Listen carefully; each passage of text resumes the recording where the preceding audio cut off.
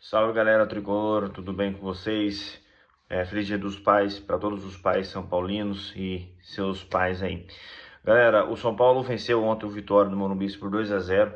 Uma vitória tranquila, teve alguns momentos que não foram tão tranquilos assim, o Vitória começou meio que a ameaçar, mas na maioria do jogo o São Paulo dominou, poderia até ter feito mais, mas eu acho que ontem foi diferente do jogo contra o Atlético Paranaense. O roteiro do jogo foi meio parecido. O São Paulo faz um gol ali meio quase até a metade do primeiro tempo, né? E faz outro gol no segundo. Contra o Atlético Paranaense na Copa do Brasil, no Morumbi, o São Paulo pecou pelo preciosismo. Foi displicente até. Poderia ter feito mais. Ontem, o São Paulo poderia ter feito mais, mas assim, não foi por preciosismo, falta um pouquinho só de capricho. Mas não houve toque de letra, gracinha, nada. Então, ontem foi sério, poderia ter feito mais, mas eu acho que o placar ficou legal assim. Agora, eu preciso falar de uma coisa que isso me incomoda bastante. Aconteceu contra o Fluminense, o São Paulo ganhou. Aconteceu contra o Internacional, o São Paulo ganhou. E aí veio o Atlético Paranaense e o São Paulo perdeu.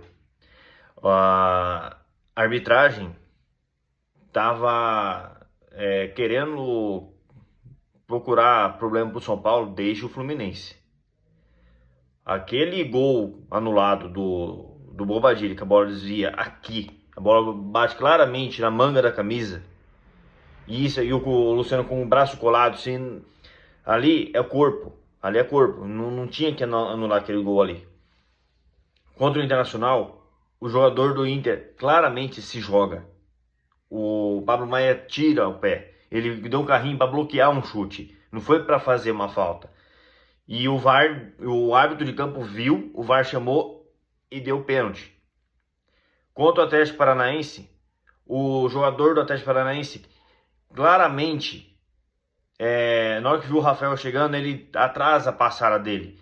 E ele vai cair 1 metro depois na frente. Se o Rafael tivesse de fato tocado nele, ele teria caído na hora e não 1 metro depois com a perna esticando para trás. Ninguém estica a perna daquele jeito para cair com um toque. Ele simplesmente cai na hora. Então, aquilo ali, e o pior, o VAR não chamou para rever. Mas o VAR chamou para rever um gol que a bola bateu aqui. O VAR chamou para rever um lance que o jogador do Internacional claramente se joga. E o VAR não chama para rever um lance de expulsão com 3 minutos de jogo. Mudou totalmente o jogo. É uma falta de responsabilidade tremenda da equipe de arbitragem, de vídeo, que não chama o árbitro para ver. É uma decisão que muda o rumo de um time, que muda o rumo de um jogo.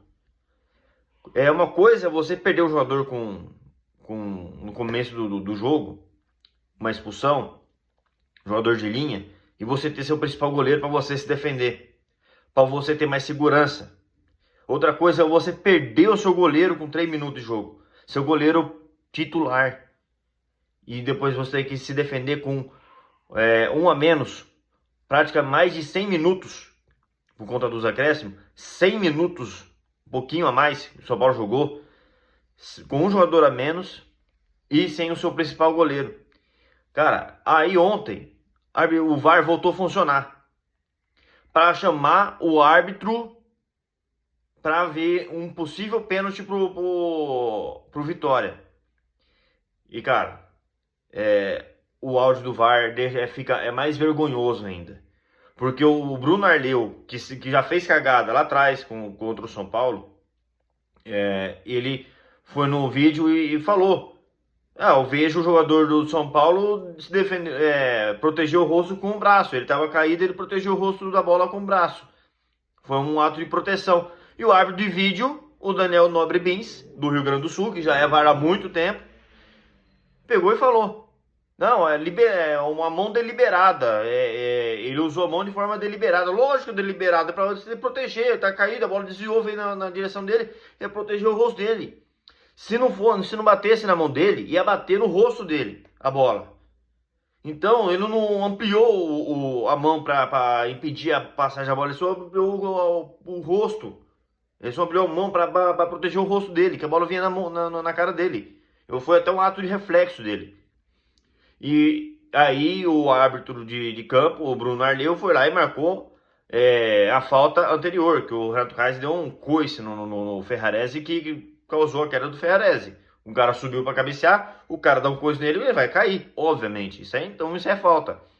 Mas o meu ponto é, a diretoria de São Paulo reclamou na quarta-feira. Mas não reclamou contra o Fluminense, não reclamou contra o Internacional, porque ganhou. E isso é uma característica dessa diretoria de São Paulo. Por que essas coisas acontecem com o São Paulo? Esses tipos de erros, como aconteceu também lá no Paulistão. Porque a diretoria de São Paulo, essa diretoria omissa, essa diretoria populista e frouxa, só reclama quando a merda acontece. Quando acontece um erro que prejudica o clube.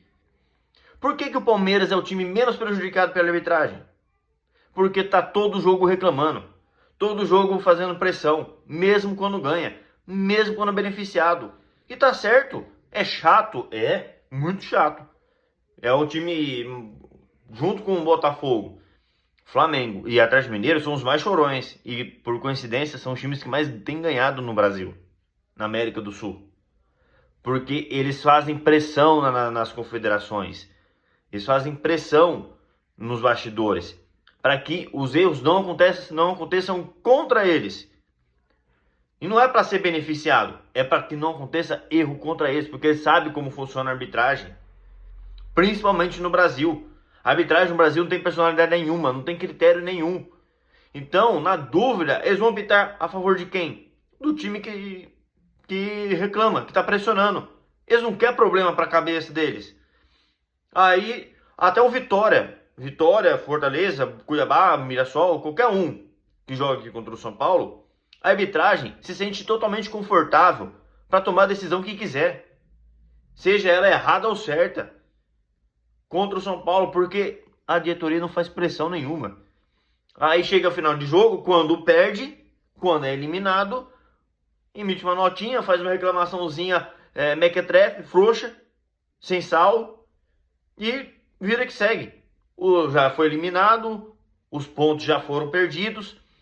E ontem, a diretoria de São Paulo tinha o dever de fazer uma reclamação assintosa, firme e pública contra a CBF. Porque o que tentaram fazer? O senhor Daniel Nobre Bins tentou fazer, induziu o árbitro a cometer um erro crasso, absurdo, vergonhoso. O que ele tentou fazer é para ser punido. Não pode passar ileso da tentativa de induzir um árbitro de campo que viu o lance na cara dele, induzir um árbitro de campo a cometer um erro daquele. E quem que ia ser punido? O árbitro de campo, que o apitou corretamente. E o árbitro de vídeo que tá ali na salinha, não tem pressão de torcida, não tem pressão de dirigente, tá tranquilo, porque é um covarde. O árbitro de vídeo é o pior de todos. Porque ele tem a TV, ele tem todos os ângulos, ele tem a tranquilidade e não tem pressão nenhuma de arquibancada, não tem pressão nenhuma de comissão técnica de jogador. E ele consegue tomar sempre as piores decisões. Inclusive chamar para revisão um lance que não era para ter sido chamado para revisão. Aí quando precisa chamar, não chama. Então, de todos os personagens do futebol, todos os personagens das comissões de arbitragem, o pior são os caras do VAR. Porque eles têm tudo na mão para tomar as melhores decisões e as decisões corretas. Mas eles só fazem as cagadas. E sempre de maneira seletiva. E o São Paulo não pode ficar aceitando isso. O São Paulo Futebol Clube não pode aceitar que um árbitro tente prejudicar o seu clube, prejudicar o São Paulo, independentemente se é dentro de casa ou fora de casa. Não pode deixar isso acontecer. Ganhou, legal, mas tem que pressionar. Porque no próximo jogo, contra o Sport lá, pode acontecer um lance parecido, e o São Paulo pode estar o jogo 0-0, pode que os caras façam um gol de pênalti, e aí condiciona o jogo, aí o São Paulo acaba perdendo ponto. Como poderia ter perdido ponto para o Internacional, como poderia ter pedido ponto pro Fluminense. E perdeu a classificação para o Atlético Paranaense, que é um prejuízo. Por um lado, é bom que o São Paulo agora tem 2 frentes, não tem elenco para jogar 3 competições. Foda-se, mas dá um jeito. Mas deixou de ganhar uma boa grana. Deixou de ganhar mais bilheteria com o jogo de quarta de final de Copa do Brasil. Por conta de um erro de arbitragem.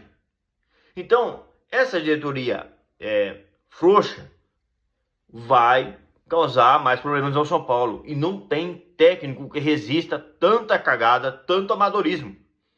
Eu vou nem falar das vendas dos garotos da base. Eu só tô aqui para falar da questão de arbitragem e dos bastidores. Que o Casares outra vez respondeu, não, a gente faz sim o trabalho bastidor. O que o torcedor quer que a gente faça, não sei o quê, porque a gente cobra. Ah, Casares, pelo amor de Deus. Todo mundo sabe que você é um políticozinho mequetrefe, que gosta de sair puxando o saco da CBF, que eu tenho certeza que você quer um cargo na CBF, porque ninguém puxa tanto saco assim, e ninguém defende tanto assim as confederações, defende mais as confederações do que o próprio clube que você dirige. Então, essa conversinha não cai. Porque se o São Paulo tivesse poder de bastidor e tivesse tanto poder realmente de pressão contra a arbitragem, essas coisas não aconteceriam contra o São Paulo.